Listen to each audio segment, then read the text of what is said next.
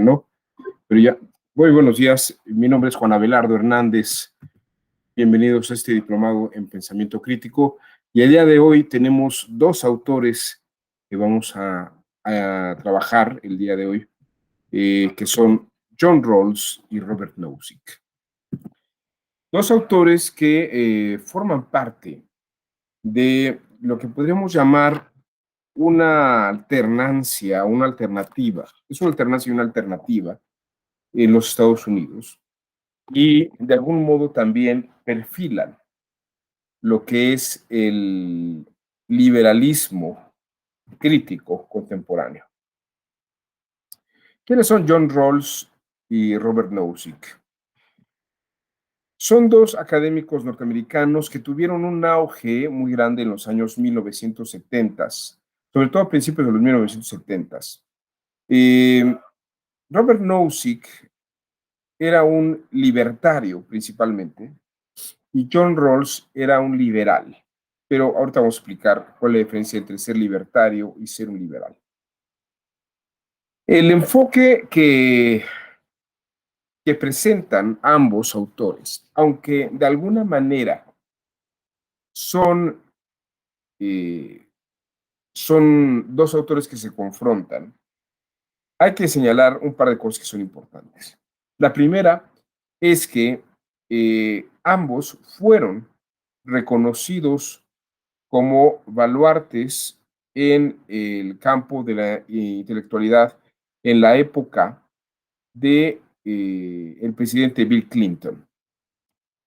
Y creo que valdría la pena, antes de entrar en el universo, y ustedes pueden decir, bueno, ¿qué es importante con Bill Clinton? A lo mejor reconocer los dos, pero es que no solamente es esto. Bill Clinton, para que se vea el marco de lo que estamos hablando, Bill Clinton tuvo un secretario del trabajo que se llamó Robert Reich,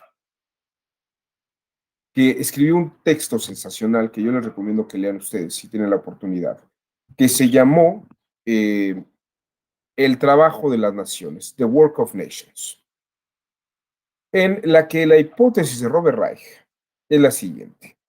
Y van a ver ustedes por qué tiene que ver esto con estos dos autores y por qué es importante Bill Clinton en esta lógica.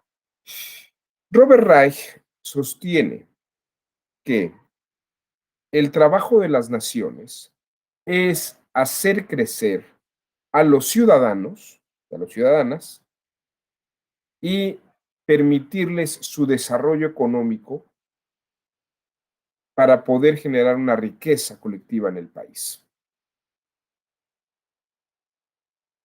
Y de algún modo su desarrollo económico, independientemente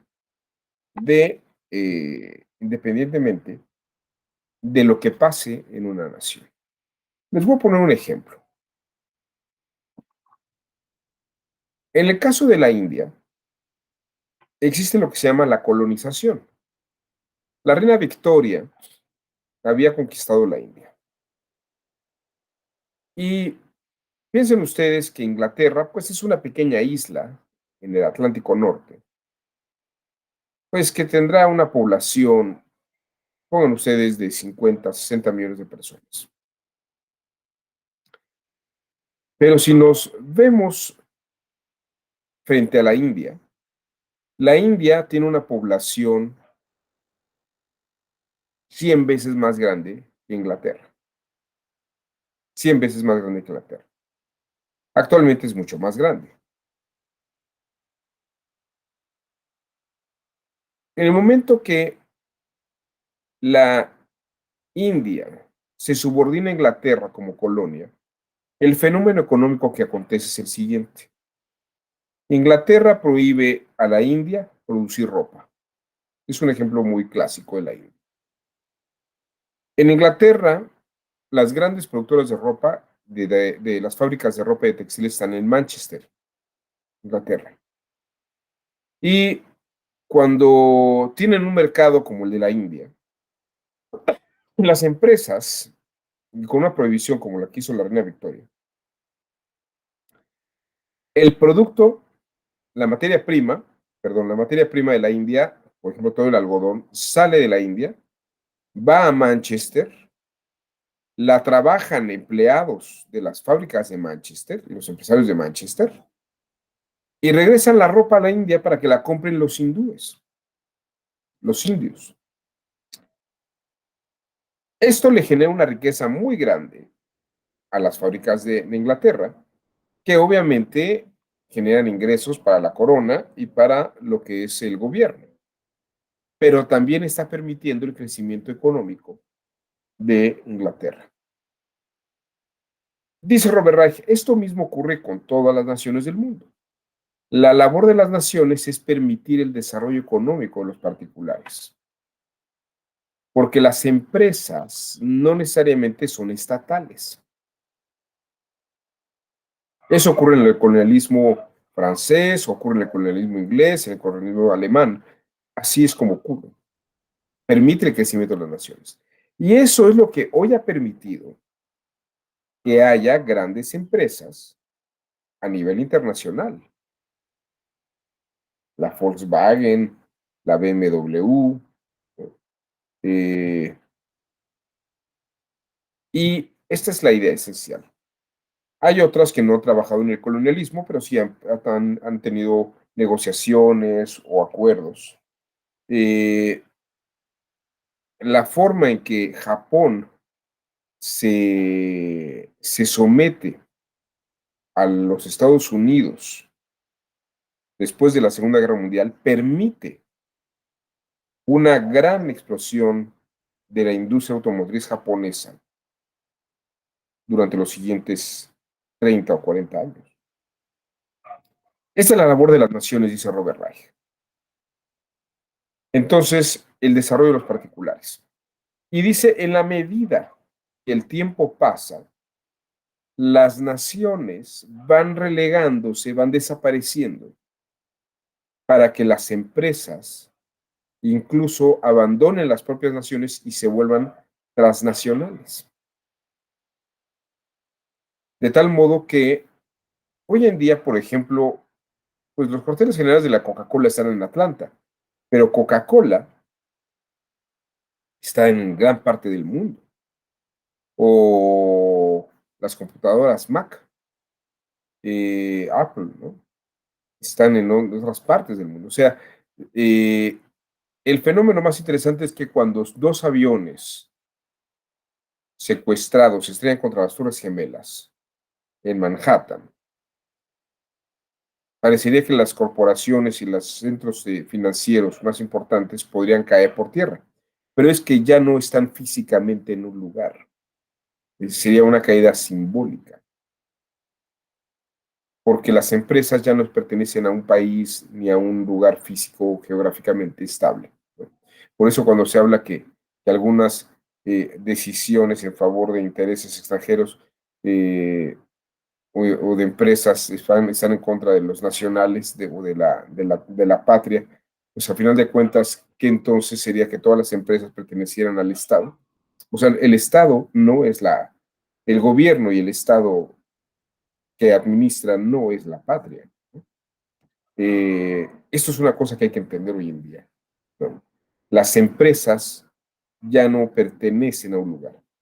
Esto es precisamente lo que dice Robert Reich, secretario del Trabajo de Bill Clinton. ¿Por qué voy a hablar de esto en el marco de Robert Nozick y John Rawls? Porque en ese sentido, John Rawls y Robert Nozick van muy de la mano con la labor de las naciones. Ellos creen que es importante que las naciones apoyen y el desarrollo de los individuos, de los particulares, de los ciudadanos, para que económicamente se desarrollen.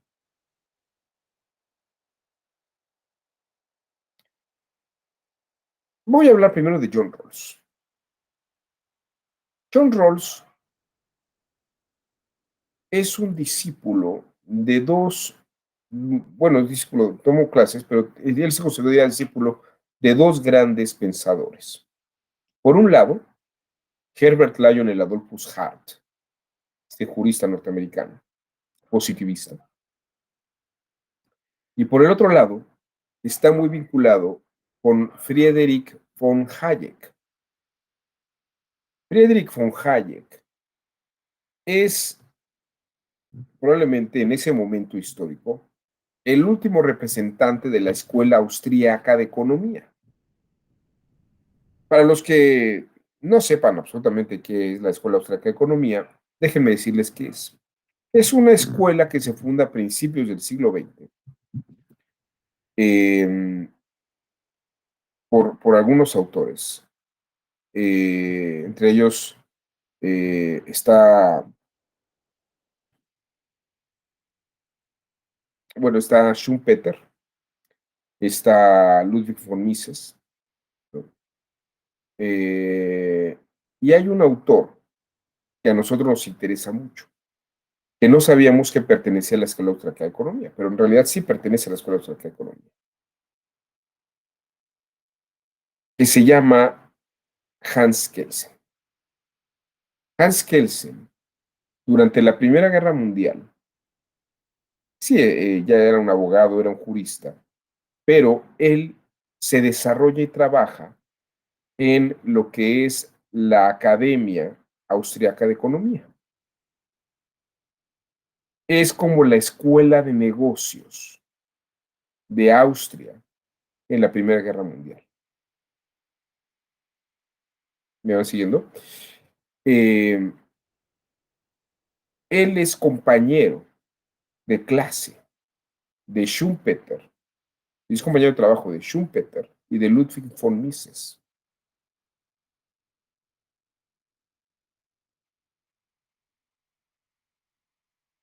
Y juntos, Schumpeter, von Mises y Hans Kelsen le dan clases a Friedrich von Hayek. El formador de todos ellos es otro señor que se llama Friedrich también, von Wieser, Friedrich von Wieser, que probablemente es el fundador más importante, uno de los dos fundadores más importantes de la Escuela Austriaca de Economía. ¿Qué sostenía la Escuela Austriaca de Economía? Donde estaba incluido Hans Kelsen, antes de hacer la teoría pura del derecho. La teoría pura del derecho la escribe Hans Kelsen en el 1933 y les estoy hablando de un Hans Kelsen de 1914, 1916, Primera Guerra Mundial, ¿no? Eh, la teoría de la Escuela Austriaca de Economía, que funda Friedrich von Wieser, que tiene como representantes a Schumpeter, a Ludwig von Mises, a Hans Kelsen, que forman a Friedrich von Hayek, sostiene que las cosas en sí mismas no tienen un valor en sí. Es decir, cada cosa no tiene un valor implícito. Yo puedo saber cuánto me costó hacer un teléfono celular. Sé cuánto puede costar la materia prima. Sé cuánto le pagué al que hizo el armado. Pero esto a lo mejor en el desierto, donde no hay señal, vale mucho menos de lo que podría valer un litro de agua fría, dependiendo de la necesidad y las condiciones. Es decir, el valor de las cosas no depende de lo que son en sí mismas, sino de la oferta y la demanda. Repito, si llevo 2 días en el desierto, tengo un teléfono celular que no sé cuánto cuestan los teléfonos celulares, hace mucho que no compro uno, pero por ejemplo que haya costado 12,000 pesos, 15,000 pesos,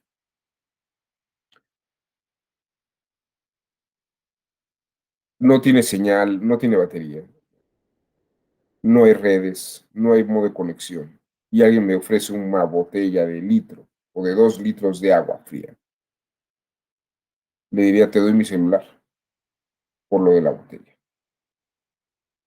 En esas condiciones, las cosas dependen de su precio. ¿Cuánto vale el arroz? ¿Cuánto vale el frijol? ¿Cuánto vale el huevo? Pues el Estado podía decidir, y ahora, por ejemplo, lo que hace López Obrador es un modelo económico al modo keynesiano. Keynes era uno de los economistas de principios del siglo XX en su teoría general establece la idea de que el Estado debería controlar cuánto debe una persona ganar en salarios y cuánto debe una persona gastar por un producto. Pero la realidad, la idea de keynesiana de la economía dura cerca de 50 años, porque el mundo había seguido a Keynes. El Estado decía cuánto ganabas, cuánto, cuánto podías gastar. El problema es que esto llevó en 50 años a una condición económica que se llama estanflación. Porque alguien que tuviera, imagínense que alguien que tenía una tecnología nueva. Piensen ustedes en Steve Jobs. Yo tengo una computadora portátil. Nadie tiene una computadora portátil. Yo ofrezco una computadora portátil. El Estado va a decidir cuánto debe de valer la computadora portátil que yo diseñé. O si estoy en un laboratorio buscando vacunas o medicamentos contra enfermedades y me llevó tanto tiempo y tanto costo descubrir tal vacuna, el Estado va a decidir cuánto puedo cobrar por ella. Pues no. Ese control que había en la economía keynesiana hizo que la economía se estancara. El fenómeno económico que ocurrió se llamó estanflación. Estanflación. Aunque había libre empresa en los Estados Unidos, el gobierno determinaba cómo eran los precios y los salarios de los productos. Pero la gente podía producir. Pero las empresas se estancaron. En los países totalitarios y no autoritarios, sino totalitarios, como lo que era la Unión Soviética, China, estos países comunistas como Cuba, no había libre mercado, ¿no? El Estado tenía sus empresas y el tema es que las empresas solamente autoabastecían a la población. Pero el problema es que las empresas tampoco innovaban, no reducían costos, estaban con una administración muy mala. Entonces, cuando en 1970, entre 1970 y 1974, la economía mundial se estanca, y el primero que se da cuenta de este problema es Richard Nixon. En México, el impacto le va a dar a Luis Echeverría. Es cuando el peso se empieza a devaluar. De 12 pesos pasa a 24. En Inglaterra hay una crisis financiera y económica brutal. Eh, el mundo se estanca. Y es un estancamiento que va a durar casi 9 años, porque no encuentra la forma de desarrollar economía. Entonces, alguien recuerda que había una escuela que era la Escuela Austriaca de Economía. Y el único sobreviviente de la Escuela Austriaca de Economía era Friedrich von Hayek. Y Friedrich von Hayek, en estos años que había sido olvidado, porque la economía había sido keynesiana, había sido a John Maynard Keynes, y el Estado controlaba precios y salarios, tanto en los países totalitarios como en los países liberales. Había estado en la Universidad de Chicago dando cursos y formó un grupo de economistas en Chicago y él había formado economistas en Chicago y economistas en Inglaterra. Y cuando vieron que la escuela de Chicago y Hayek todavía tenían una alternativa económica para reactivar la economía mundial, en Inglaterra Margaret Thatcher toma las ideas de Friedrich von Hayek y decide liberalizar el mercado, ya que el Estado no controle precios y salarios y que el Estado tampoco tenga las empresas monopolizadas. Se empieza a dar una liberación de las empresas por parte de los estados de sus empresas. Y los particulares adquieren esas empresas. Y por el caso de México, uno sabe la historia de Carlos Slim, que de ser un abonero, de pronto compra Teléfonos de México y se vuelve multimillonario, ¿no? Pero esto no solamente ocurre en México, ocurre en todo el mundo. En Inglaterra, la primera que inicia esto en 1979 es Margaret Thatcher.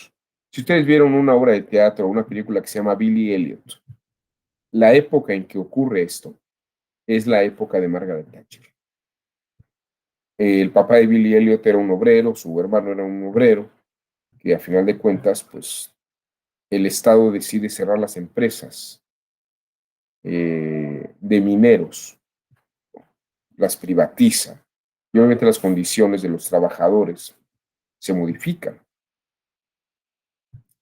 Y la historia de Billy Elliot es que él quería ser un bailarín en la época en que había una crisis económica en Inglaterra. Pero en México ocurrió lo mismo. Tuvimos la más terrible devaluación y la peor inversión que se pudo haber dado, a pesar de que teníamos mucho petróleo con José López Portillo, porque el Estado seguía controlándolo todo y lo controló bastante mal, lo administró muy mal. El tema es que durante el sexenio de Miguel de la Madrid y Carlos Salinas de Gortari, se siguió la política de Margaret Thatcher. En medio de Margaret Thatcher y Carlos Salinas de Gortari estaba Ronald Reagan. Ronald Reagan también libera las empresas de los Estados Unidos. Entonces, esto que le estoy platicando no solamente ocurrió en México, ocurrió en todo el mundo, en Japón, en Francia. Y esto va a desencadenar que en 20 años se vaya a dar la perestroika y la caída del muro de Berlín, porque la economía soviética no puede seguir aguantando con una economía keynesiana, el control de precios y salarios, cuando el mundo está estancado económicamente. ¿Quiénes activaron su economía? Quienes liberalizaron todo. En este sentido, fíjense cómo se delega en los ciudadanos el desarrollo empresarial de las naciones. Y regresando al tema de Robert Reich, o Reich, R-E-I-C-H, Robert Reich, o Reich, lo que ocurre es que la nación le está poniendo condiciones a los particulares para que se desarrollen económicamente. John Rawls, en los años 70 en los Estados Unidos, escribe un texto, un primer texto, que se llama Liberalismo Político. ¿De qué trata liberalismo político? Trata de apoyar el desarrollo del libre mercado, siendo discípulo de Friedrich von Hayek, miembro de la Escuela Austríaca de Economía, ¿no? Y que trae toda esta línea, le parece que la gente debería tener los medios de producción y salir adelante con la economía mundial, o la economía nacional y crecer. Y sobre todo se llama liberalismo político porque hay que distinguir el liberalismo político del liberalismo comprensivo. El liberalismo comprensivo era que los empresarios, la población estaba de acuerdo con el Estado y debía creer lo que el Estado estaba diciendo, ¿no? Tenía que someterse a la economía estatal porque era keynesiana, ¿no? En el caso de los países soviéticos, había un liberalismo comprensivo. Todo el mundo votaba, ¿no? Y había una democracia soviética y china, ¿no? Votaban, pero todos votaban siempre por el mismo partido y seguían la economía del gobernante. Eso es lo que se llama liberalismo comprensivo. Lo que, por ejemplo, a veces da la impresión es que el presidente de la República actual quisiera un liberalismo comprensivo donde todos estuvieran de acuerdo con él y todos siguieran sus proyectos económicos. Eso sería un liberalismo comprensivo. Pero en un liberalismo político, como se llama el libro de John Rawls, cada quien en una democracia puede creer lo que quiera y pensar lo que quiera y estar de acuerdo con el gobierno o no estar de acuerdo con el gobierno. Lo importante es que el gobierno permita esta posibilidad de libre mercado, aunque no estemos de acuerdo con ellos. Entonces, aunque uno no siga a Nixon, uno puede estar en contra de Nixon, pero tiene posibilidad de tener desarrollo en el libre mercado, porque el Estado ya no monopoliza precios y salarios, ya no monopoliza los precios y salarios. Entonces, John Rawls va en esa línea, siguiendo a Friedrich von Hayek, y también podríamos decir que en esta línea sigue a Hart. ¿En qué sentido sigue Hart? Pues es un positivismo jurídico en el que el derecho tiene que ser aplicado de una manera rígida cuando lo dice claramente la ley. Pero hay aspectos que la ley no contempla y que estos quedan a libre discreción de los operadores jurídicos. Entonces, hay que ver si tal situación de una empresa, aunque la ley la tenga en ciertos rangos, si permite un libre mercado posible y mejora las condiciones de las naciones y de la gente, pues hay que mantener la economía estable. Les voy a poner un ejemplo, ¿no? de cosas que ocurrieron en esta época. Y en Estados Unidos les gusta mucho este ejemplo. Había revistas, eh, eh, de, había revistas donde se presentaban mujeres desnudas, ¿no? Playboy, Hustler y todas estas revistas. Se ve una muy violenta que era Hustler. Eh, Incluso hay una película que se llama Larry Flint, donde explica esto. El Estado prohibía que circulara este tipo de publicaciones porque, eh, porque eh, pues eran publicaciones que iban en contra de la moral y las buenas costumbres, ¿no? Porque no se podían ver fotos tan explícitas de personas que tienen actividad sexual. Y sin embargo, Larry Flynn dice, este es un país libre donde yo no tengo que seguir unas creencias para poder desarrollarme económicamente. Y si la gente quiere comprar mi revista, porque lo que ocurre también es que yo saco la revista y la gente la quiere comprar. Entonces, si la gente quiere comprarla y yo la puedo vender, ¿por qué el Estado me tendría que suprimir mi derecho a vender esto? ¿No? Esto es un ejemplo y ganó en la corte. Le dieron permiso de publicarlo. Duró varios años estos procesos, pero lo logró. ¿Qué quiere decir esto? Que el liberalismo económico va muy de la mano con el liberalismo político. Ya no tengo que creer una doctrina estatal ni una moral estatal, sino que yo puedo, en un libre mercado, creer lo que quiera y tener esta economía. Denme un segundo, por favor.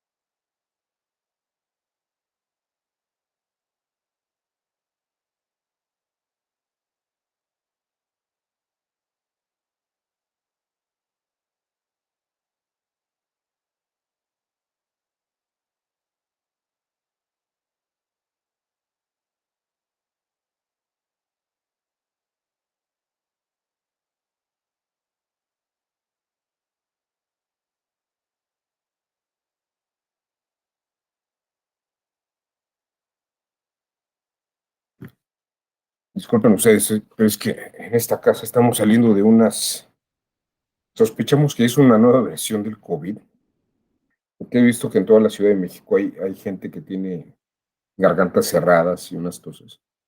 Y ahorita durante más de 2 minutos estaba oyendo a mi esposa toser. Y la verdad es que ahorita fui a llevarle agua. Y está muy duro este virus. Yo lo pasé una semana. Hay algunos profesores de la EGE que lo tuvieron. La verdad es que yo todavía no puedo terminar de tragar bien, pero sí es un virus que inflama la garganta y es una cosa muy violenta. Creo que no retengo una cosa de esas. No es una manifestación típica del COVID, a lo mejor no es COVID, es otra cosa, pero sí es una cosa muy violenta. Esperen ustedes. No, Eh, creo, gracias, doctor, por estar aquí. Desde el lunes se le escuchaba muy mal y gracias por no, intentarlo. Gracias. ¿sí te acuerdas que estaba yo bien mal con la garganta cerrada? Sí. Sí, Sí. el lunes que tuve la clase a las 8 estaba, pero bueno, ya me siento mejor, ya. Ese día no podía tragar, la verdad es que ni desayuné ni comer, yo creo que bajé un par de kilitos. No, que se mejoren, que se mejoren. Muchas Gracias. gracias. Bueno, regresando, les decía precisamente que el liberalismo político no obliga a la gente a creer en la misma doctrina del país. El caso de Larry Flint es muy significativo en los Estados Unidos. Y precisamente, pues, se desarrolla toda una industria terrible de la pornografía. Eh, es interesante ahora que estaba yo preparando unos cursos sobre ponderación de principios. Hay mucha bibliografía traducida sobre ese tema de ponderación de principios.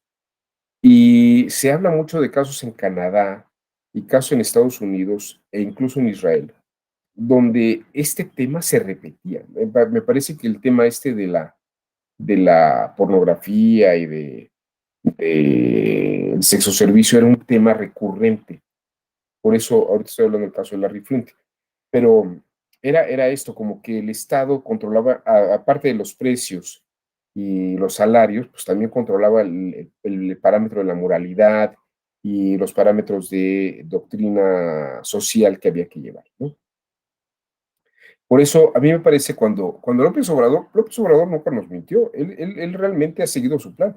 Él dijo que iba a seguir las políticas económicas de Ortiz Mena. Ortiz Mena era un economista que llevaba prácticamente la vicepresidencia de México, era secretario de Hacienda, y fue el economista del desarrollo estabilizador de México.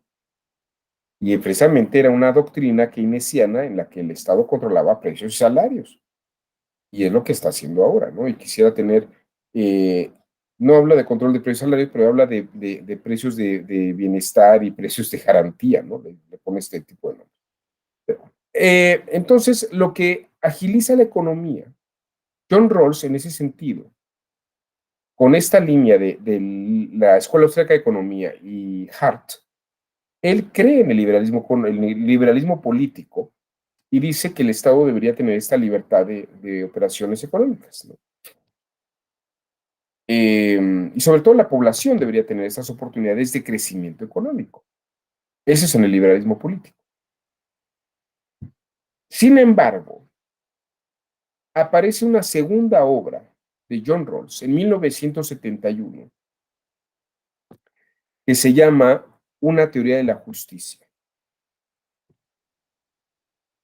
que aborda un tema que le parece que es importante y que va a repercutir en los siguientes años. Bueno, el hecho de que todo el mundo tenga los mismos derechos no quiere decir que todo el mundo tenga las mismas facultades y posibilidades económicas. Y el tema de Hayek es, necesitamos que el Estado siga apoyando o existiendo, ayudando a los sectores menos favorecidos para que pueda haber una especie de equilibrio social, permitir un libre mercado, pero también ayudar a los menos favorecidos. Y aquí él habla sobre generar un velo, una ilusión, un velo de ignorancia, le llama él, en el que olvidemos las diferencias sociales. Esto me parece que es muy interesante, las diferencias sociales, y que las clases marginadas puedan de algún modo convivir con las clases económicamente más favorecidas.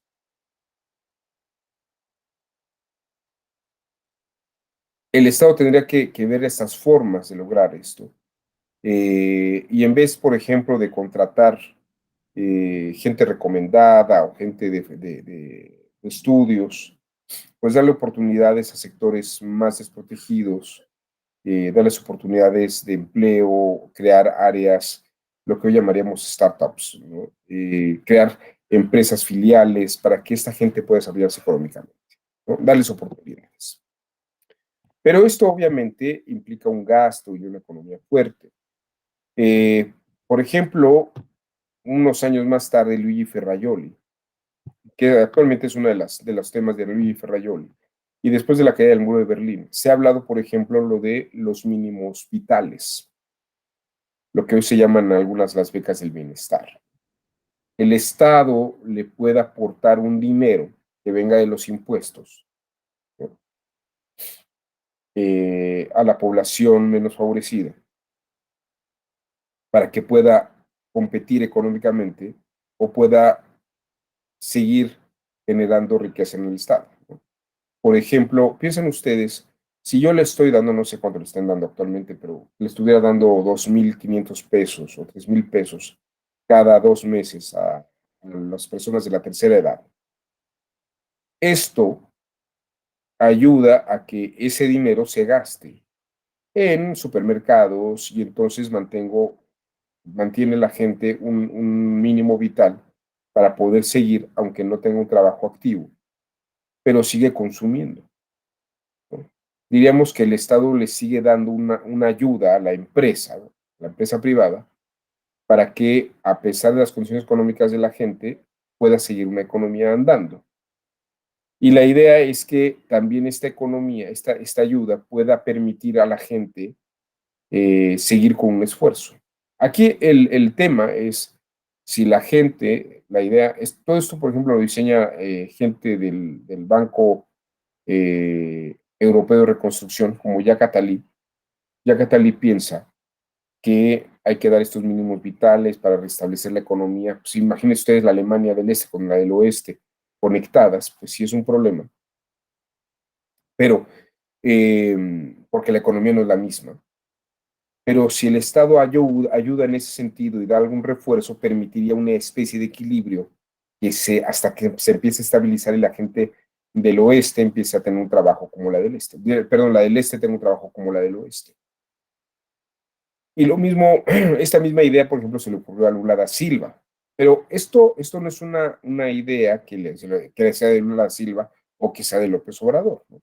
Lo que pasa es que también hay quien dice que las becas del bienestar o estos mínimos vitales no son del Estado, sino que los da el partido Morena o viene con esto, porque la gente luego no y entonces se generan como ciertas visiones de clientelares. Pero la idea es que los programas permanezcan. Por eso es que, por ejemplo, el Partido Acción Nacional y el PRI votaron a favor de los programas de apoyo social, porque quédese quien se quede, el siguiente sexenio o los siguientes sexenios, los programas se quedan, porque es un modelo económico que ayuda, ¿no?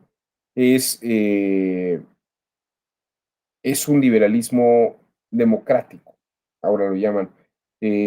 Por ejemplo, el movimiento naranja, ¿no? El movimiento ciudadano van un poco en esta línea de este liberalismo democrático, que es el Estado que permite la libre empresa y el libre desarrollo, pero también por el otro lado, el Estado tiene que estar equilibrando y apoyando. Esto es lo que pasa con la teoría de la justicia de John Rawls.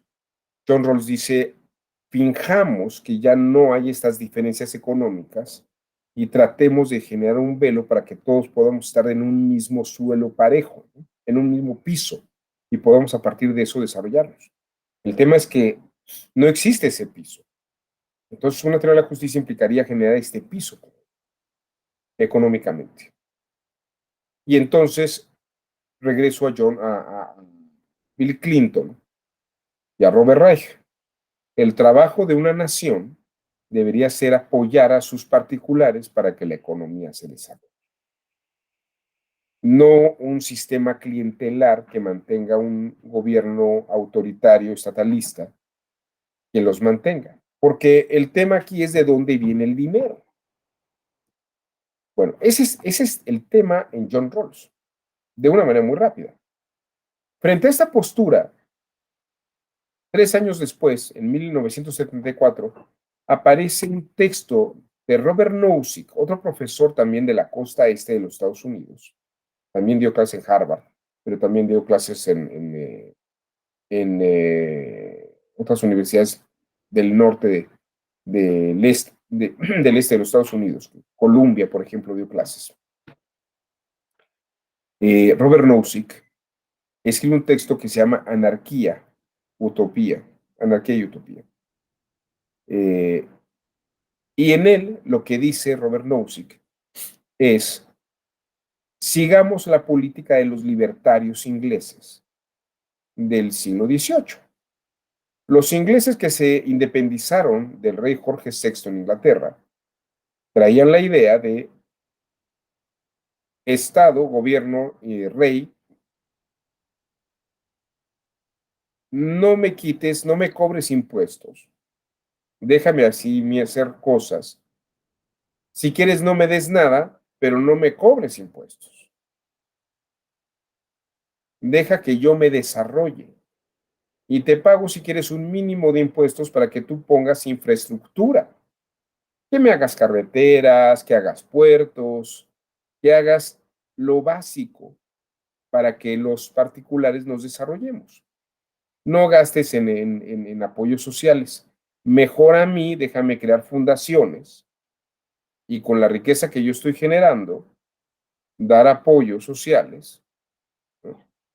Y de algún modo yo ayudo a solventar esta economía para que se pueda dar un desarrollo económico en favor de los más desprotegidos. Tú no te apures, porque además eres un pésimo administrador. Yo me encargo de apoyar a los sectores más desprotegidos. Yo me encargo de darle medicamentos a los niños con cáncer, yo me encargo de darle guarderías a las madres trabajadoras, pero no me cobres impuestos o ayúdame a que me deduzcas impuestos lo que voy ganando. Pero tú ya no tienes que preocuparte de eso. Esa es un poco la idea que hubo en el gobierno de Felipe Calderón, de Fox, de Peña Nieto. Y era esa idea, que el Estado no se ocupara de eso, que se encargaran los empresarios, y era un esquema mucho más libertario y de algún modo tuvo un alivio económico en el país. Tal vez lo que le golpeó fue los niveles de corrupción que podía generar. Ciertamente podía generar corrupción por sobreprecios, pero mantenía una economía en crecimiento.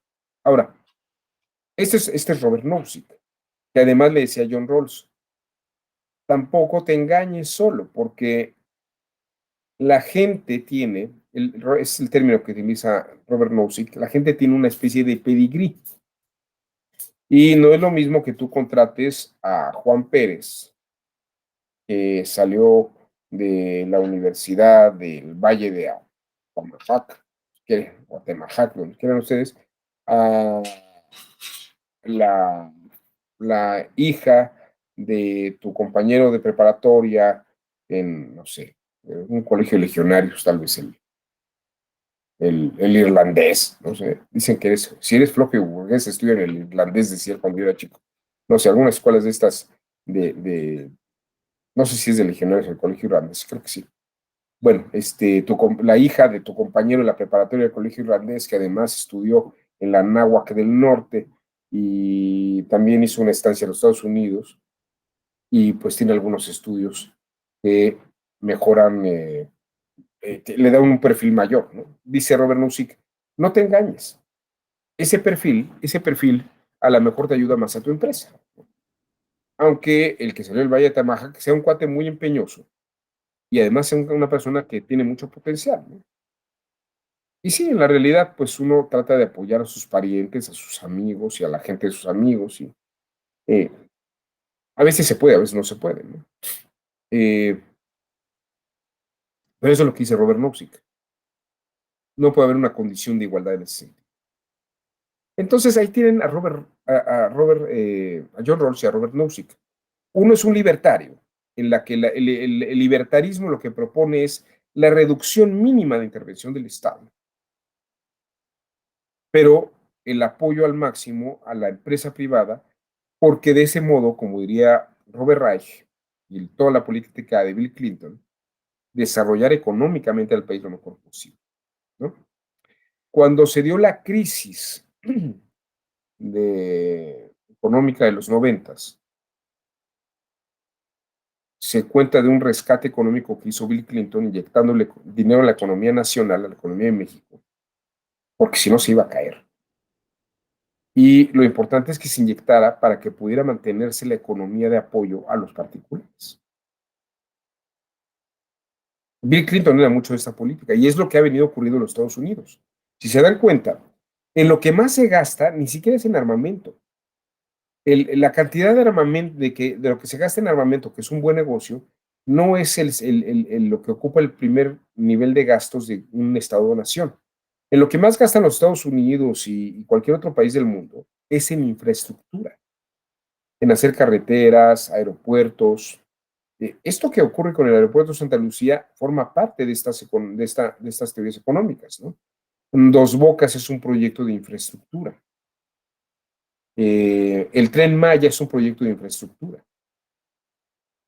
Aparte de que lo que podría pasar con el Tren Maya de ser un tren turístico, es que permite, piensen ustedes solamente esto, más del 60% de la economía de los Estados Unidos se desarrolla en la costa este. Y es más barato bajar mercancía por el Golfo de México a Yucatán y a la zona del Istmo y que se transporten las mercancías hacia, por un tren, imagínense un tren lo que podía ayudar allí, por tren, o sea, bajar por barco y por tren, moverlos hacia el Pacífico, en vez de que pasen por el Canal de Panamá o que pasen hasta Tierra del Fuego. Yo no sabía esto, yo tuve la oportunidad de estar en Panamá un par de días, pero el cruce de lo que creo que se pagan $100,000 por pasar el Canal de Panamá. Y es lo mismo que se gasta de gasolina por ir a dar hasta Tierra del Fuego y salir nuevamente hacia arriba, porque es más viaje largo, es más largo el viaje y se gasta más gasolina. Entonces, lo que uno evita de tiempo, lo que realmente con el Canal de Panamá gastas lo mismo, pero pasas y ahorras tiempo en el paso. La idea de México es que bajen las mercancías por el Golfo de México con un tren en Yucatán, con un tren en la península de Yucatán o en la zona del Istmo, vías de comunicación transísmicas, que es lo que está invirtiéndose ahora. La mercancía puede pasar por allí y se transporta a barcos y naves que vayan directamente hacia el Pacífico, donde China y Japón son compradores potenciales brutales. Es más barato que atravesar los Estados Unidos por arriba o Canadá, ¿eh? Canadá le parece también muy rápido bajar mercancías por la costa este y ese es el gran negocio de los Estados Unidos ahora. La idea es bajar mercancía, pero México requiere una infraestructura en el sureste.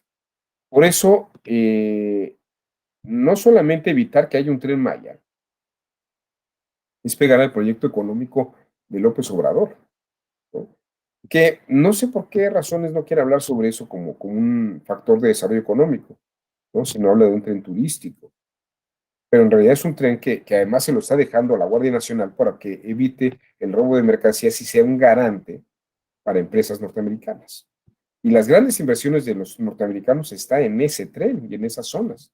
Entonces, es un proyecto importantísimo el Tren Maya, porque va a permitir a México desarrollar económicamente una ventaja, teniendo una ventaja sobre Panamá, por ejemplo, el canal de Panamá. Bueno, y las carreteras transísmicas que también están desarrollando. Es un proyecto conjunto con Estados Unidos. Algunos dicen, por ejemplo, que la idea de hundir Texcoco del aeropuerto internacional no era tan mala idea, porque tener un aeropuerto como el que íbamos a tener en Texcoco le iba a pegar financieramente al aeropuerto de Atlanta, que es el que más operaciones aeroportuarias tiene. Imagínense un aeropuerto en México que permita más movimientos aéreos. Ya no bajaría el flujo de la transportación en Atlanta. En Estados Unidos, Atlanta creo que es el aeropuerto que más tránsito tiene, porque permite conexiones internacionales. Si el aeropuerto de la Ciudad de México se hubiera desarrollado como se desarrolló, le hubiera pegado a los aeropuertos internacionales de Estados Unidos. Entonces, para mantener esa economía, pues mejor hundimos Texcoco, ¿no? Y para desahogar viajes, pues inventamos el Felipe Ángeles. Es, ya no es pensar en una economía local, sino una economía global, en la que, si se dan cuenta, no es el Estado el que está saliendo adelante, son los ciudadanos los que están saliendo adelante. Por eso es importante el gasto internacional. Bueno, entonces, siguiendo en este parámetro, Robert Nozick lo que propondría es esto, menos intervención del Estado, ¿no? Y yo les diría así, si ustedes me preguntan, ¿este gobierno de Morena se parece más a los libertarios de Nozick? Porque cierro guarderías, acabo con el abastecimiento de medicamentos por parte del sector de salud para niños con cáncer, dejo de dar becas o dejo de pagar investigación del CONACYT, ¿no? Si una empresa quiere desarrollar investigación, que la pague, ¿no? Porque el Estado tendría que pagar investigadores que además no están produciendo económicamente muchas cosas, ¿no? O están, fíjense, les voy a hacer una idea de lo que pasa, por ejemplo, en el CONACYT. Yo soy miembro del Sistema Nacional de Investigadores. Bueno, todavía creo que sí lo soy, no sé, porque ya tienen un cauce en el Sistema Nacional de Investigadores, que no sé si soy o no soy SNI. Pero bueno, yo fui SNI más de 20 años. Fui SNI más de 20 años. Y, por ejemplo, nos contaba en algunas conferencias Sarucán, que fue rector de la UNAM, nos decía que hay muchos investigadores, por ejemplo, en biología, y de pronto ocurría que en Sonora había un piquete de araña y una persona se puso muy grave. Entonces mandaron llamar, buscaron el Sistema Nacional de Investigadores al experto de arañas para que pudiera identificar la mordida de araña y ver qué medicamento y qué antídoto habría que ponerle a esa persona porque estaba teniendo una reacción muy violenta. Entonces llevaron un avión privado al, al experto número uno del SNI en materia de arañas. Y entonces cuando vio en estado de la persona en el hospital, le dicen, ¿puede identificar el piquete de araña? Y dice, no, no puedo identificarlo. Y dice, oiga, pero usted es SNI 3 o SNI 2, o sea, tiene un nivel muy alto de SNI. Y es experto en arácnidos. Y dice, sí, pero no en todas las arañas. De hecho, yo hice mi tesis doctoral en el modelo de apareamiento de la araña pachona que habita en el sureste de México, ¿no? O sea, tenemos un alto especialista en la araña pachona, por decirles el nombre de una araña cualquiera, pero que estaba en el sureste y no en el norte de Sonora, ¿no? Eh, y Sarucán decía esto. Dice, el gran problema del Sistema Nacional de Investigadores es que tenemos expertos en áreas que pueden dar mucho conocimiento, pero son inútiles. Son sabios inútiles, ¿no? Yo durante años, estando en la dirección de tesis doctorales, veía temas, por ejemplo, el proceso inquisitorial en el México del siglo XVI. Dices, caray, pues es muy interesante, pero ¿como para qué? O sea, ¿de qué nos sirve este tipo de tesis en México? Cuando estaba yo en la PGR, llegó una persona, un grupo activista. Yo estaba en el área de desarrollo e innovación y un poco nuestro trabajo era ver, incluso hacer propuestas de ley, ¿no? Para que luego se presentaran por parte del Ejecutivo. Y decían, queremos que se prohíba que a los violadores sentenciados se les permita volver a trabajar en un lugar donde haya mujeres, ¿no? O a los pederastas. Entonces revisábamos que la ley federal del trabajo no prohíbe que la gente trabaje, todo lo contrario, a la gente se le debe permitir trabajar. Y no hay una ley en México que prohíba eso. Y entonces empezaron a decir, bueno, ¿qué tantas probabilidades hay o cuál es la posibilidad o el índice de porcentaje de que pueda haber reincidencia y por qué razón habría que prohibir el trabajo y si se le prohíbe, por qué razones? Y dije, eso es como para una tesis doctoral. O sea, cosas que nos estaban pidiendo la PGR para desarrollar, dije, esto es como para que alguien que tuviera el tiempo se sentara a investigarlo.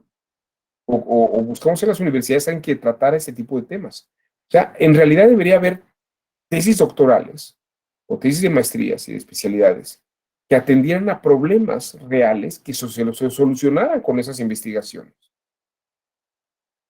No quiero hablar mal de nadie, pero la verdad es que la gente luego llega con temas de tesis monográficos, ¿no? Derechos de los animales, sobre si los perritos pueden entrar a Liverpool en carriolas o no. Dije, bueno, ¿y como para qué? ¿No? O sea, qué tan importante es hablar sobre estos temas? Sobre portación de armas. Todo ese tipo de temas me parece que son como para investigarlos. Entonces, entendí a Sarucán.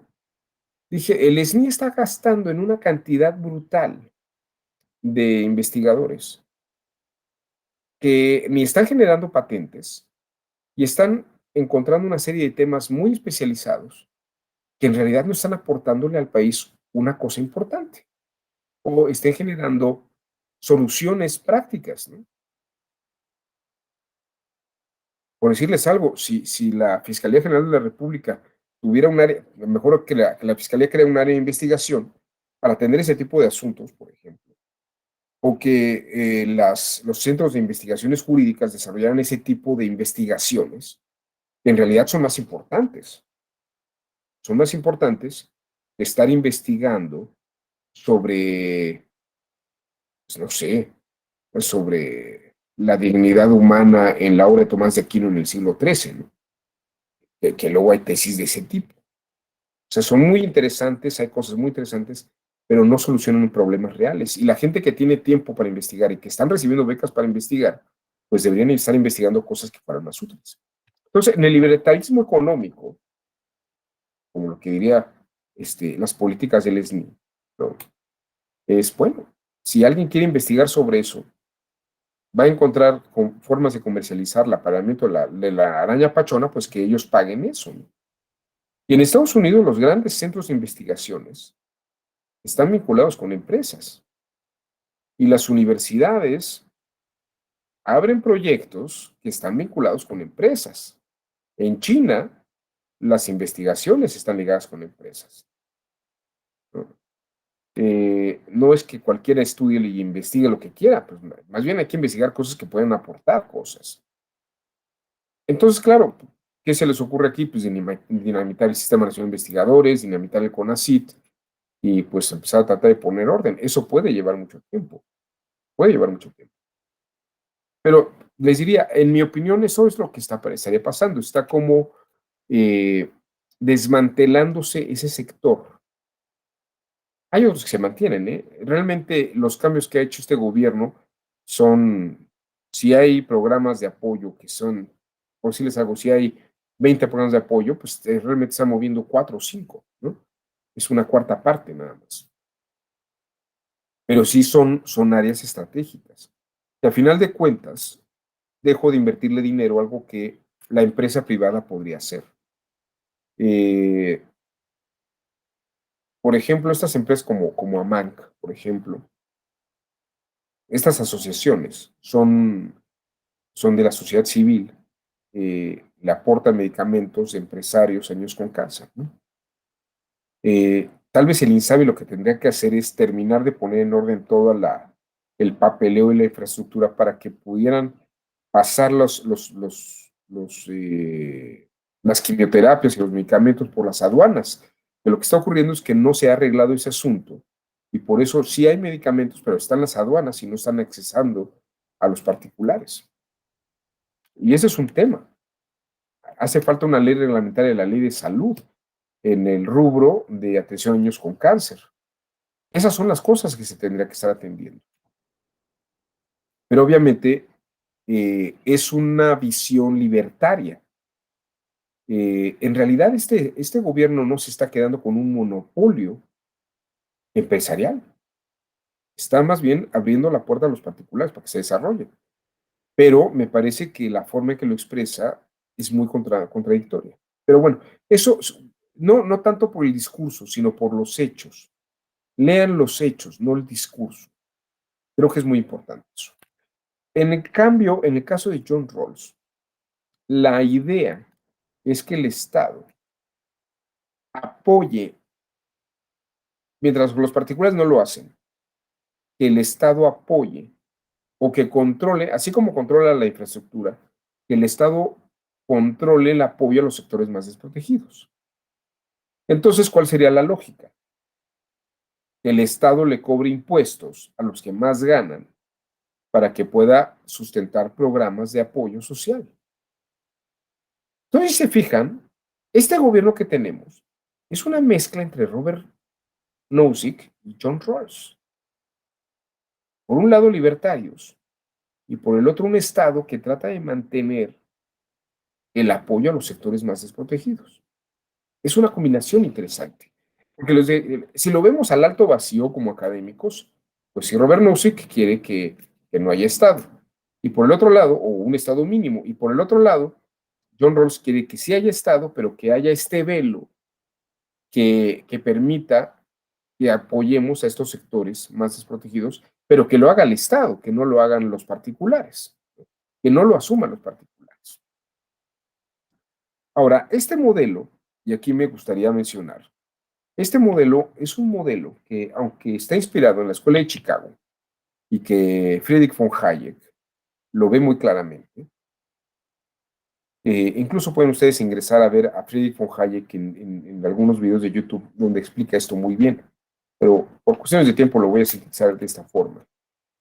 Friedrich von Hayek dice, la única forma de generar riqueza en un país o en el siglo XXI es con el libre mercado. Ya tuvimos experimentos socialistas, experimentos estatalistas, experimentos... Tuvimos todo el siglo XX, países de diversas partes del mundo, para experimentar cómo desarrollar economía. Y dice Hayek, hasta ahorita la única forma exitosa que ha generado economía y riqueza capital que nunca habíamos vivido es con este liberalismo económico. Pésele a quien le pese y crean lo que crean. Hoy en día tenemos las mayores riquezas del mundo en la historia de la humanidad. Hay particulares que son brutalmente millonarios. Claro, tenemos los sectores que también son altamente pobres. Pero esa alta pobreza no se parece a la miseria de Inglaterra en el siglo XIX, ni a la del África de Biafra de los años 70, ni al Bangladesh de 1973. O sea, sí hay una mejora económica en la que el pobre sí está pobre, pero ya las condiciones terribles de la pobreza no son las de 1973, ni las del siglo XIX. Es otra forma de pobreza, pero sigue existiendo. Entonces hay que ver cómo condicionamos y arreglamos esto. Entonces dice Friedrich von Hayek, dicen, bueno, pero entonces, fíjense, aquí es donde entra el punto más importante de John Rawls. Robert Nozick diría, bueno, pues entonces liberalismo depredador y que cada quien haga economía como se le pegue la gana. El punto aquí es que se plantea uno, bueno, y una persona buena, una persona que estudia, una persona que hace méritos, ¿por qué no se desarrolla económicamente? Porque el que se desarrolla económicamente es el abonero o el hijo del abonero que hace negocios y desarrolla economía de empresa. Precisamente por eso. porque estas personas se dedican a ser un emprendedor, el otro está estudiando. Ahora, que alguien, un dentista, cobre por hora lo mismo que alguien que está vendiendo bicicletas, y las bicicletas se venden mucho, pues va a ganar más el que vende bicicletas que el dentista. Pero claro, el dentista tiene un trabajo de calidad, pero tampoco puede cobrar tanto porque la gente no podría pagarlo. Entonces dicen, aquí hay como una mitología, ¿no? Entonces, ¿para qué estudiamos tanto? ¿Que no iban nuestros padres a garantizar un nivel de vida económico y social con las carreras? Bueno, pues sí, pero eso no te hace millonario. Pero aquí es donde entra el punto. ¿Qué hago? A los que más se esfuerzan o a los que menos tienen, les doy dinero, pero se los tengo que quitar a los que sí lo están generando. Y esto de algún modo ahoga la idea de la labor de las naciones. Porque si yo le bajo a esto, si nadie produce, el experimento del socialismo soviético y cubano muestra que no hay desarrollo económico. Si quien lo ponga en duda, puede todavía ir a Cuba. Yo recuerdo haberme subido a un taxi y me encontré, es una escena recurrente en Cuba, ¿no? El taxista empezó a hablar con nosotros y cuando le decíamos que éramos académicos, un amigo y yo, pues, estábamos en un congreso allá, dice, yo también tengo un doctorado en pedagogía. Le preguntaba, bueno, pero pues en Cuba hay muchas oportunidades. ¿Por qué está usted de taxista siendo doctor en pedagogía? Me dice, no, bueno, yo estudié y me mandaron a hacer un posgrado a Europa y regresé. Pero pues me ponían a trabajar y a visitar todas las escuelas del país y a revisar todos los planes de estudio. Y era mucho trabajo. Y en Cuba yo no gano más por trabajar más. Entonces lo que hice fue pedir que me mandaran un taxi, porque gano lo mismo aquí que ganaba yo haciendo mi trabajo, pero ya trabajaba más y aquí nada más me voy paseando y voy platicando con gente como ustedes, ¿no? Para mí está mejor esto, ¿no? Como Cuba no permite un desarrollo económico, pues prefiero ser taxista que trabajar mucho como doctor en pedagogía. Entonces el socialismo, aunque mejora las condiciones, precisamente como no estimula el trabajo de la gente, pues ahoga toda la economía, ¿no? ¿Qué es lo que se les ocurre, por ejemplo, en China? Siguiendo a Friedrich von Hayek y la Escuela de Chicago y a la Escuela Austriaca de Economía. Generar áreas de libre mercado, como Hong Kong, Shanghai y algunos puertos, Ningbo, por ejemplo. Generar un libre mercado en la frontera natural que es la costa. Abrir la maquila más barata y eso activa la economía. ¿Qué pasa? China se desarrolla económicamente hacia arriba, tiene un 7% del Producto Interno Bruto, increíble, ¿no? Pero ya estando arriba, lo que hace es que el Estado genera una derrama económica en los sectores más golpeados. Y esto dice Hayek, es lo que dice Hayek, y es importante. Dice, si solamente podemos desarrollar capital con este liberalismo económico, los estados y la gente que está desarrollando la economía, si son libertarios, ellos decidan hacer una derrama económica hacia los sectores bajos.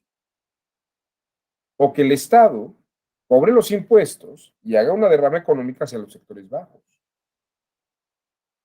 Para que la economía se derrame y pueda generar trabajos desde abajo y genere mejores condiciones económicas en los de abajo. Oiga, pero la punta se está elevando más. Sí, pero si estás elevando más la punta, el pobre ya no es pobre aquí, es pobre acá. Pero la clase media ahora está por acá, ya no está. Sí, pero antes la clase media estaba acá. ¿Qué estás haciendo? Estás generando y potencializando a otros niveles. Esa es la idea de Lula Silva. Esa es la idea de China. Esa es la idea del proyecto de Ferrajoli en Italia. Es el proyecto de López Obrador. Por eso le dice a los empresarios, ustedes sigan haciendo para arriba. Díganme qué otra cosa estoy poniendo infraestructura para que ustedes sigan hacia arriba. Oiga, pero usted es de izquierda y es bla, bla, bla, bla, mucho bla, bla, bla, pero no vean lo que se habla, vean lo que se está haciendo. Y lo que se está buscando es que haya una derrama económica. ¿Que se puede capitalizar políticamente? Sí.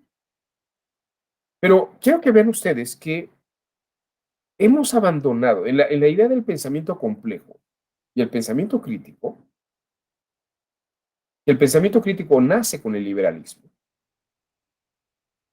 porque estoy pensando otras formas distintas a las que el Estado me está imponiendo.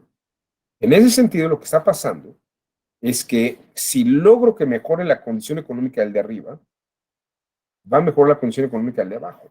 Tanto en el libertarismo de Robert Nozick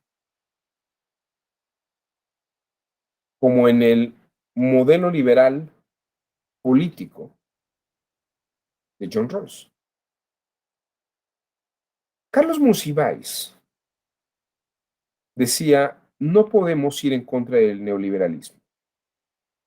El socialismo fracasa como modelo económico.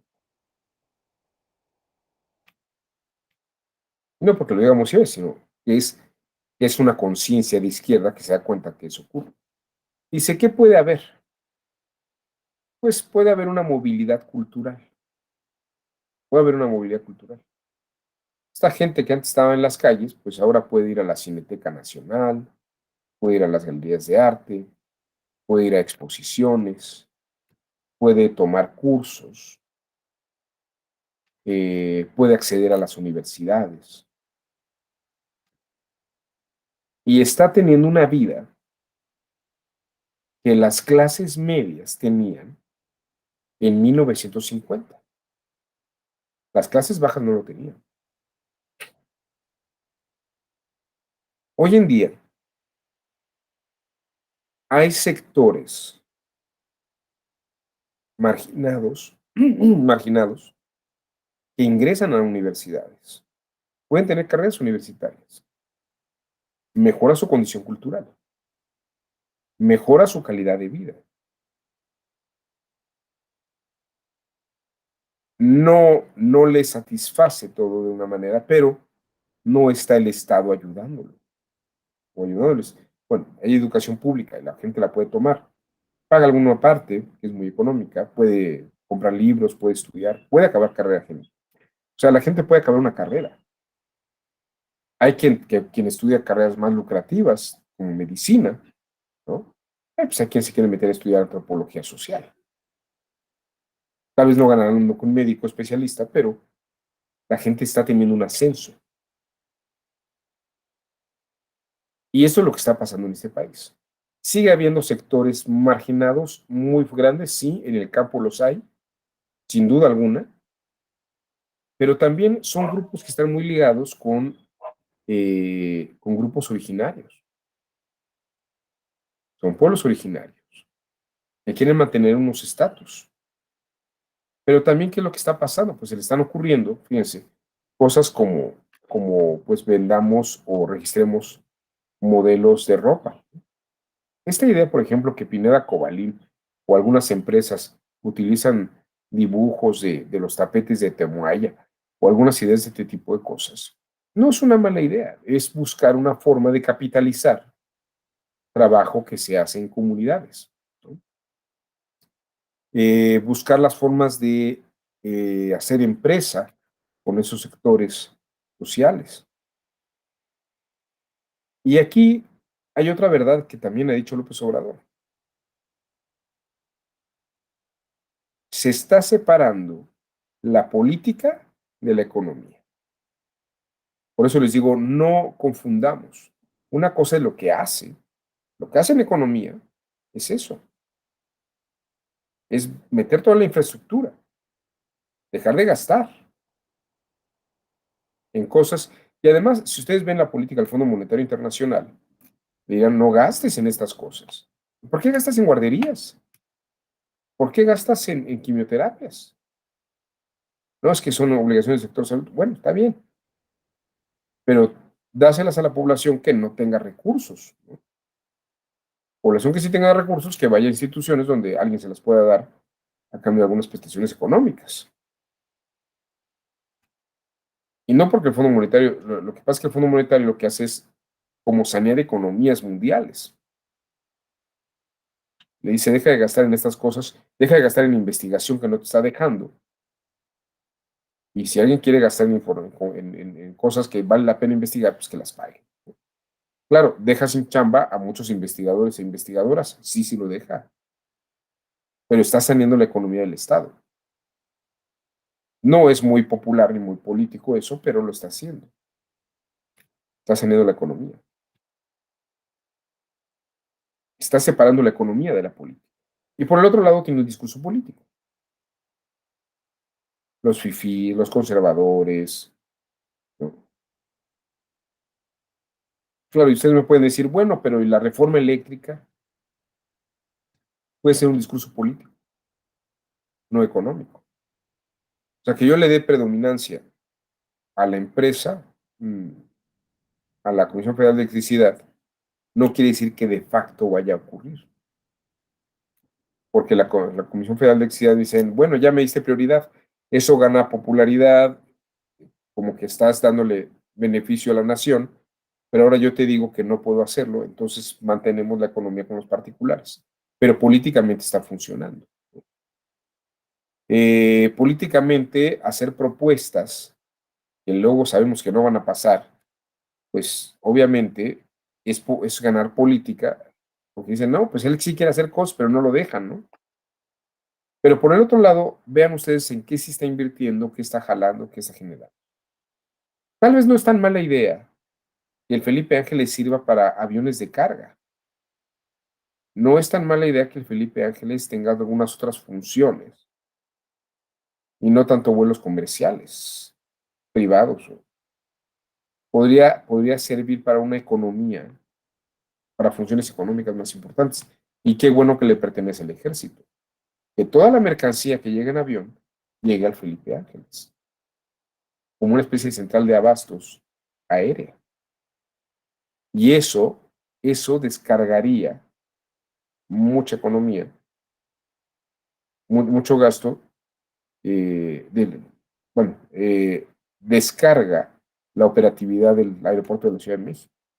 Claro que tendría que terminar la infraestructura de hacer la carretera y el tren. El Felipe Ángeles podría pensarse más como un aeropuerto comercial, más que un aeropuerto privado. Entonces sería muy inteligente en ese sentido hacerlo.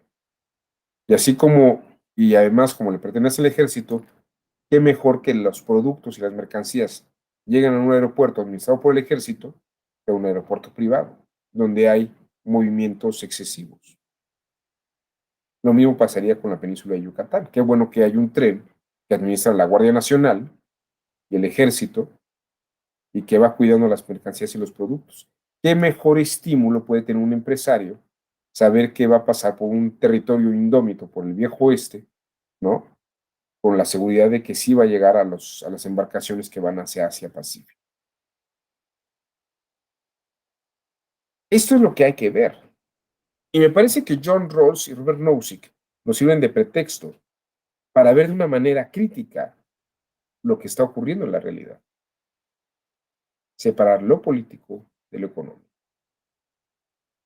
Es una de las grandes frases de López Obrador.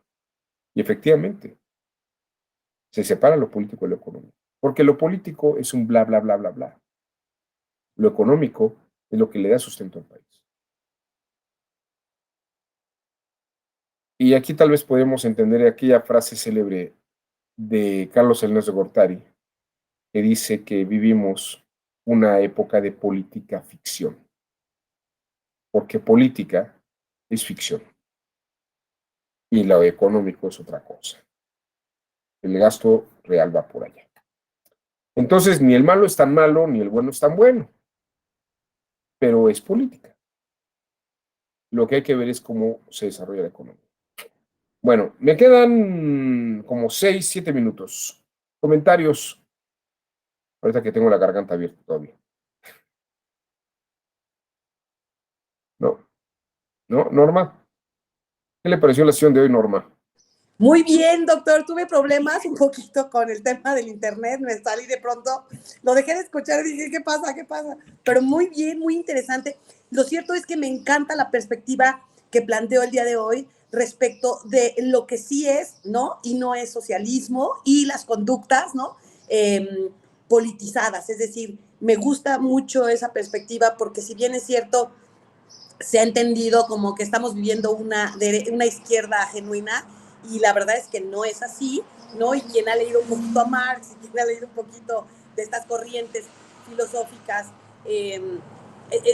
no de izquierda pues per se, sino más bien de movimientos sociales desde la perspectiva sociológica, pues, me parece que es importantísimo que tengamos claro que hoy por hoy vivimos una política centralista, o sea, es muy de centro, no es izquierda, y tampoco es socialista, ¿no?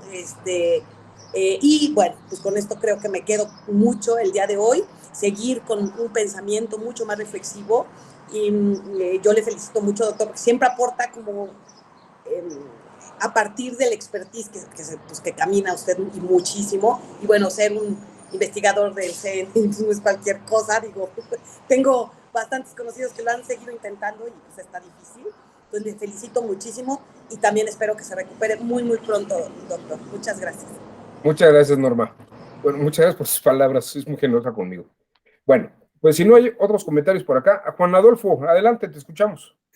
Gracias, doctor. La verdad es que súper interesante. Voy a leer más sobre Rawls y Nozick. Me gustó. Y esta cuestión, pues la verdad, entre política y economía, ¿no? Que no se deben de desvincular, siempre hay que observarlos de esa manera. Y un apunte nada más, justo lo que menciona de cómo abastecer a la costa oeste de Estados Unidos, es que desde el gobierno de Cedillo, cuando motivó los trenes de carga, se apoyó el puerto de Lázaro Cárdenas, acá en Michoacán. Acá estamos en Morelia, Michoacán, cuando gusten, cuando guste. Muchas gracias. Y por eso es que el tren Kansas es tan importante, porque llegan los productos al puerto de Lázaro Cárdenas y se trasladan en tren a abastecer a la costa oeste de Estados Unidos, ya que es más cercano que llegar al puerto de California, en Los Ángeles, San Diego. Y por eso cuando escuchan las tomas de las vías del tren por parte de los maestros al tren Kansas, es grave porque justo está afectando el abastecimiento hacia toda esa zona. Y es otro de los mecanismos para poder llegar, ya que como bien lo dice el Canal de Panamá, además de costoso, también hay mucha espera. Tengo entendido, con la pandemia se causó una gran espera de los barcos de 3 a 4 meses para poder pasar y algo que ha retrasado esta cuestión de los chips. Pero hay mucha espera porque solamente puede pasar un barco en algún sentido, y eso dificulta las maniobras y el paso pues de uno hacia el otro lado, pues lo hace tardado. Por eso, pues han buscado otros mecanismos y está esta opción del tren de Puerto Lázaro Cárdenas o de Manzanillo o pues vía terrestre, ¿no? Pero la verdad interesante estos dos autores y creo que habría que investigar más sobre ellos. Gracias, doctor. Que Muchas se gracias a recuperen ti. pronto, ¿eh? Muchas gracias, Juan Adolfo.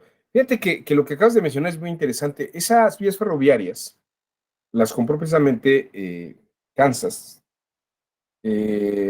Van desde Canadá, o sea, no solamente están en Estados Unidos.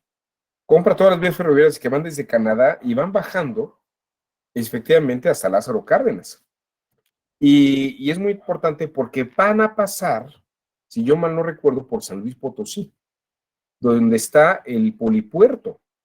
El polipuerto es el punto donde convergen carreteras de distintas partes de México y de Estados Unidos y llegan por aire, llegan por tren precisamente y llegan por tierra muchas mercancías que en ese punto, por ejemplo, San Luis Potosí se va a potencializar como un estado, como una región muy importante, porque ahí es donde van a converger puntos de conexión que van a llevar mercancías hasta Lázaro Cárdenas.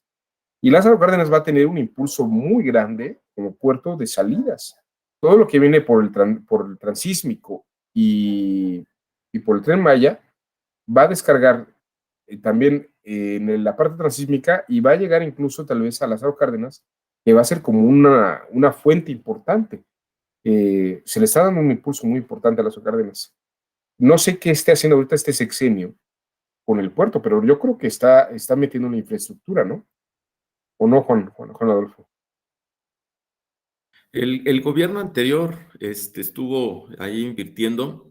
Lo que pasa es que pues, corre también en la cuestión de la seguridad, el crimen organizado. Ahí cerca del puerto Lázaro Cárdenas hay muchas minas, en el municipio de Aquila tenemos ahí muchas minas y bueno, pues el sexenio pasado parte de la problemática fue eso, que los criminales se apoderaron y empezaron a hacer el cobro de todo esto. Está la acerera, la siderúrgica, ArcelorMittal, que fue comprada por el hindú, gran acerero mundial, y la cual también llegaron las amenazas y vino pues, a pedir que pusieran orden. Está el proyecto, no lo están implementando, pero es necesario la ampliación de la autopista. La autopista es 2 carriles, uno en cada sentido. La ampliación, porque ya no es suficiente para todos los trailers, ya que con el arco norte, pues ya se conecta desde el puerto de Lázaro Cárdenas hasta el puerto de Veracruz. Y hace falta esta parte de 4 carriles, la autopista de Morelia, porque hay solo un tramo a Uruapan, pero de Morelia a Lázaro Cárdenas, es lo que está haciendo falta. Pues muy bien, qué interesante. Bueno, pues hasta aquí la sesión del día de hoy. Espero que haya sido de su interés. Espero que haya despertado muchas más inquietudes. Y pues nos estaremos viendo seguramente en algún otro momento. Les mando un fuerte abrazo, que tengan excelente fin de semana. Ya estamos a jueves. Qué rápido se fue todo. Y ya, gracias a Dios, mi garganta está mejor. Nos vemos próximamente. Hasta luego. Buen día, puede ser que se mejore. Muchas gracias, doctor. Gracias, buen día.